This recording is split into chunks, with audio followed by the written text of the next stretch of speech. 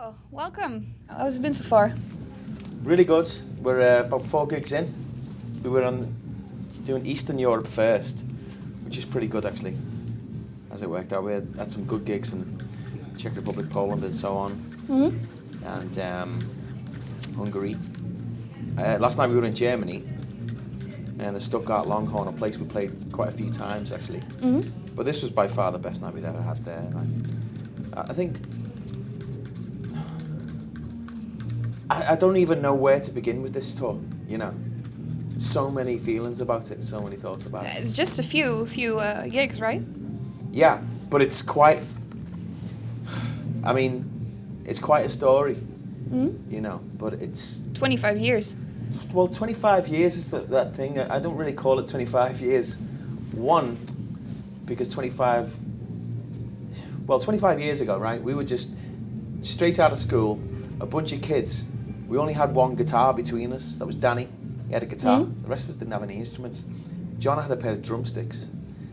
And we made these tapes on a little Fisher-Price tape recorder. And instead of a drum kit, we used the couch, the sofa. Really? To beat the bass drum and the toms on the side. And we had a magazine on the seat cushion for the snare.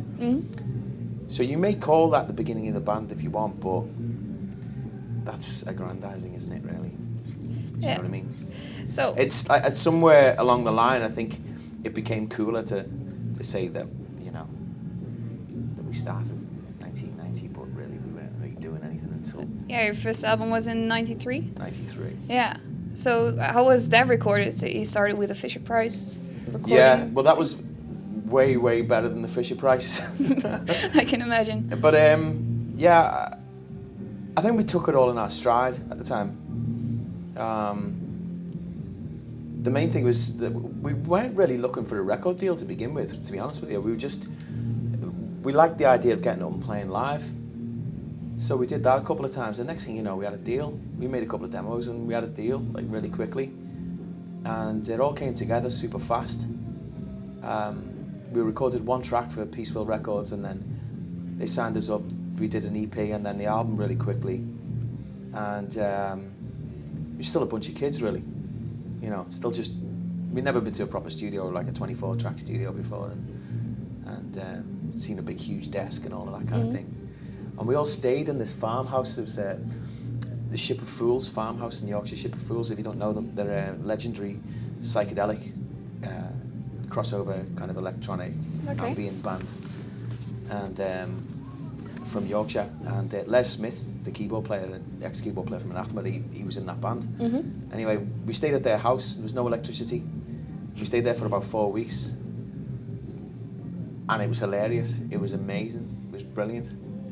So was it inspiring, or it was just a bunch of guys having fun? And well, exactly, yeah. I mean, because there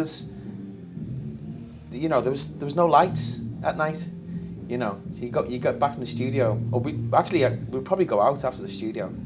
We'd go out to a local pub, and then arrive back at night, crash out, wake up in the morning, carry on in the studio. But the whole thing was like a massive adventure. It was like a bunch of kids playing out from school. And now you're here at Roadburn. Yeah. Back together with Duncan and Darren? Yeah. How's it to be back on stage with them? On stage, easy. Easy, just the same. Just the same. Just picked up where we left off. But off stage is just as funny as it ever was, really.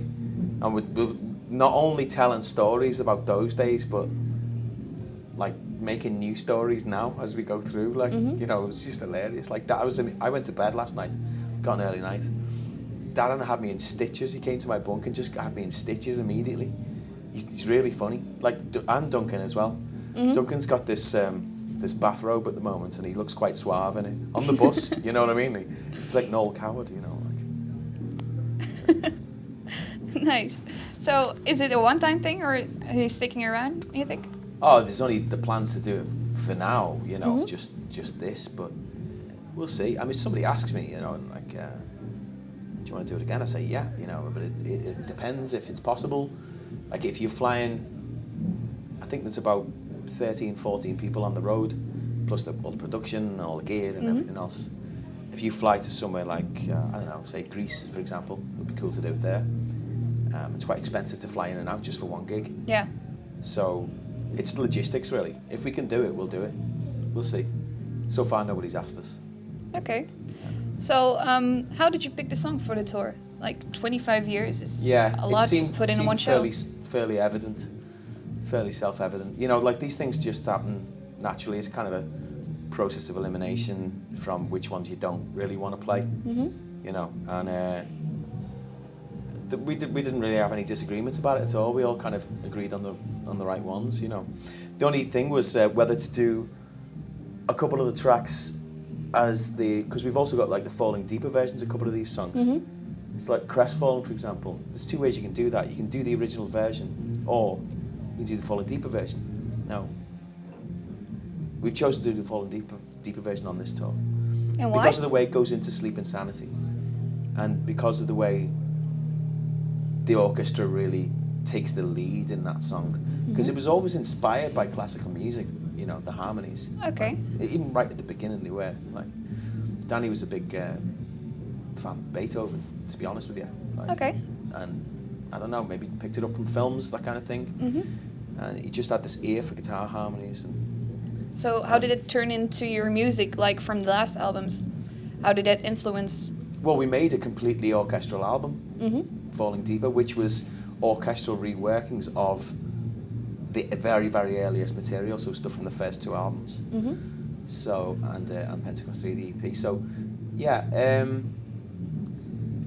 that was a kind of nod to say that people think that we were some kind of like heavy band, you know, but we were always very melodic. Yeah. So we would, it was one way to say, okay, well, we still love these melodies we did, you know, and there's a different way you can look at it. You can look at it with an orchestra, because that's partly what inspired this kind of music in the first place.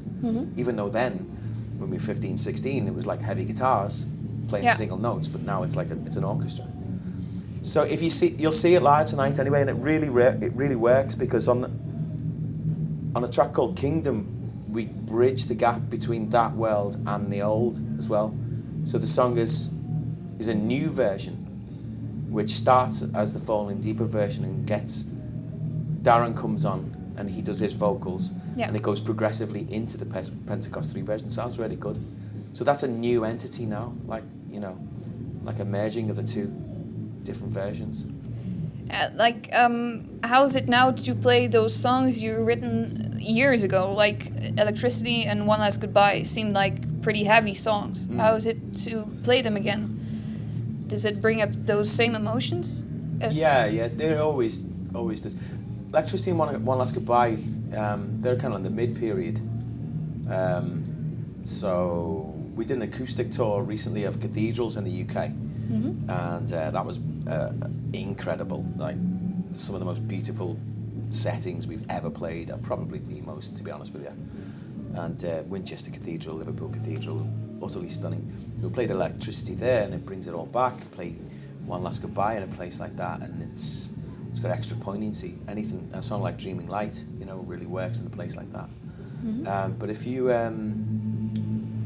talking about the very earliest material, like the very earliest songs, like, for example, like we hadn't really played anything at all, certainly not together, for 20 years or more. Okay. And why is that? Well, because we stopped playing the songs 20 years ago. We moved on, you know. What did you do in the meantime? We wrote new songs and played them. Like, you never look back, and now it's like... We always did that, you know. We always been one of those bands that, when you make an album, you play the songs off that album, then you write another one and you play them. And you might take one or two from the previous, but generally you just always look forward. So why the Resonance tour? Why now? Well, because of Darren and Duncan, really. It was, first of all, to honour the important role that they played in the band's formation in our first years. Both of those guys are both visionaries in their own right, both songwriters, both poets, and very important in our early identity, you know. Darren, especially with the early lyrical content and the way he was a real great frontman as well,